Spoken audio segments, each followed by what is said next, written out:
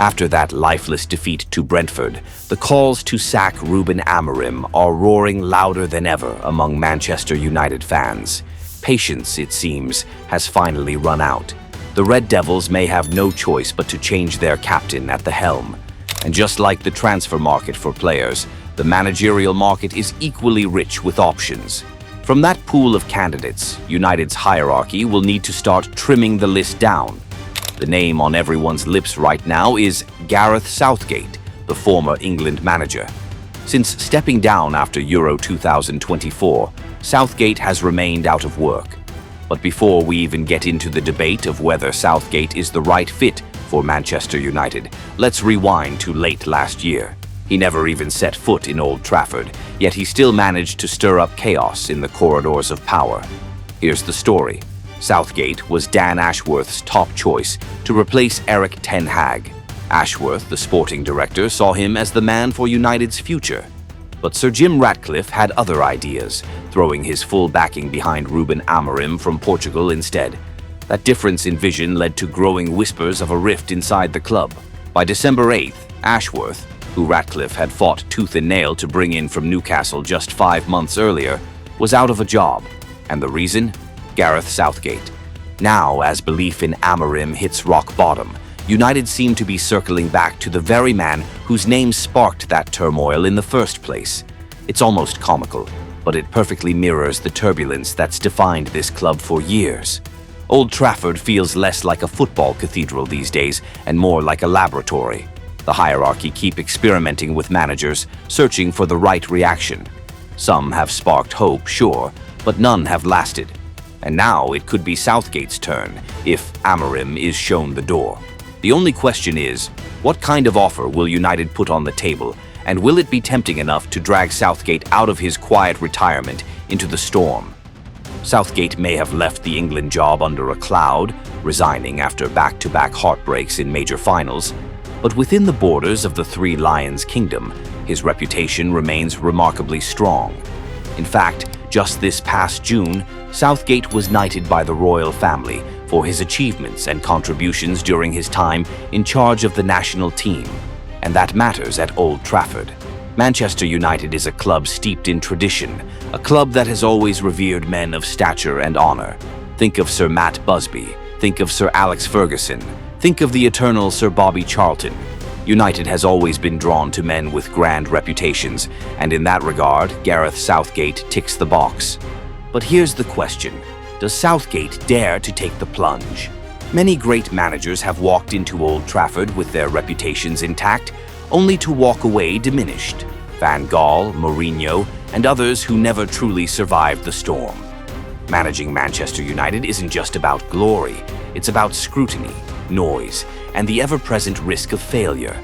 Is Southgate willing to gamble his newly minted Sir title in a place where legends are made, but also broken? And even if he says yes, what would United look like under him? Unlike Amorim, Southgate isn't a stubborn tactician tied to one system. He has shown flexibility, sometimes playing with a back four, sometimes with three at the back, depending on the situation. At the 2018 World Cup and Euro 2020, England lined up with a back three. Later, in his final campaign at Euro 2024, the Three Lions shifted to a 4-3-3. For United fans weary of Amorim's rigid three-at-the-back experiments, that adaptability could feel like a breath of fresh air. But here's the catch. Southgate's England sides always leaned heavily on top-class midfielders. From the Rice-Phillips partnership in earlier tournaments to the trio of Rice, Mainu, and Bellingham at Euro 2024, his teams thrived on elite quality in the middle of the park. And that's exactly where Manchester United are thin and vulnerable right now.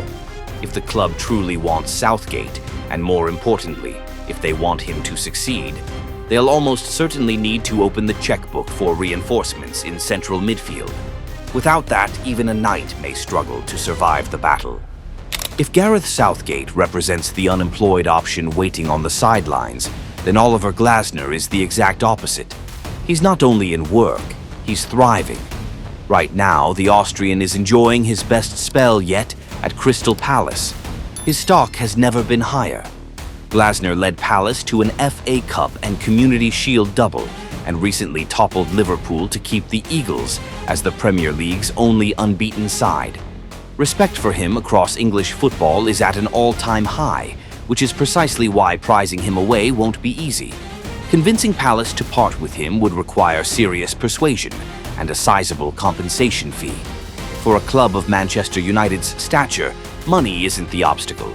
The real question is, how do you convince Glasner himself to walk away from a place where he has everything: success, admiration, even something close to adoration? If you're in a job where you have it all, would you really give it up? That's the dilemma Glasner will face if United come calling. On one hand, moving to Old Trafford would be a step up, the kind of career leap almost impossible to refuse.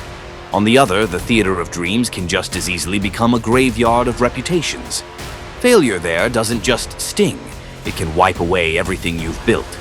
For Glasner, the risk is enormous, from having it all at Palace to potentially losing it all at United. Does he have the courage to take that gamble? And then there's the footballing side. Glasner has built his Palace around a back three system, the very same formation Amorim has been criticized for at United. If he were to take charge at Old Trafford, chances are he'd stick with three at the back. But here's the catch. United's squad simply doesn't look built for it. The system that works at Selhurst Park might collapse entirely under the pressure of Old Trafford. Problems everywhere. United are stuck in a classic no-win scenario. Glasner is a strong candidate, but he comes with clear risks. And let's not forget, United's last experience with an Austrian manager, Ralf Rangnick, is not exactly a memory they'd like to relive. So beyond Southgate and Glasner, who else might be in the frame for the hot seat at Old Trafford? If United want to shop closer to home, there are two names making noise within the league itself: Fabian Hürzeler at Brighton and Andoni Iraola at Bournemouth. Both men are doing impressive work where they are, but Manchester United is a whole different universe. Hürzeler is seen as a bright, progressive coach, but he's still very young, perhaps too young for a club drowning in pressure like United. Iraola, meanwhile, has a stronger resume and plenty of experience, but he's never managed a truly big club. Could either really handle the chaos of Old Trafford? That's the gamble.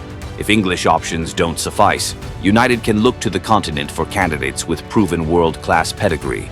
Zinedine Zidane has been out of work since leaving Real Madrid in 2021. The reason is simple. He's been waiting for Didier Deschamps to step aside so he can take over the French national team.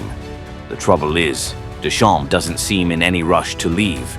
Rumors swirl that he'll go after the 2026 World Cup, but people said the same before Euro 2024, and he stayed put.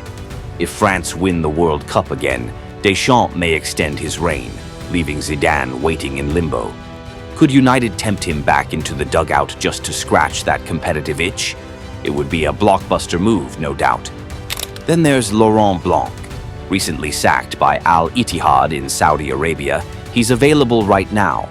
Blanc has serious credentials. He's managed PSG, he's led the French national team, and crucially, he once wore the red of Manchester United. And United fans, as history shows, love nothing more than welcoming one of their own back into the fold.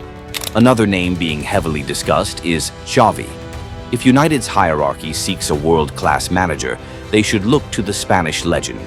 Xavi has just shown his commitment to a European club project by reportedly rejecting a huge contract offer from Saudi Pro League side Al Ittihad, making his Premier League ambition clearer than ever.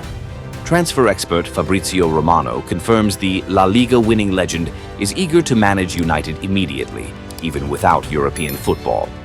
Xavi's appeal lies in his style: intelligent possession, high press, and a proven track record of developing young talent, like Yamal, Gavi, and Pedri. A perfect fit for United's tradition. While he lacks Premier League experience, his commitment to studying the league is clear.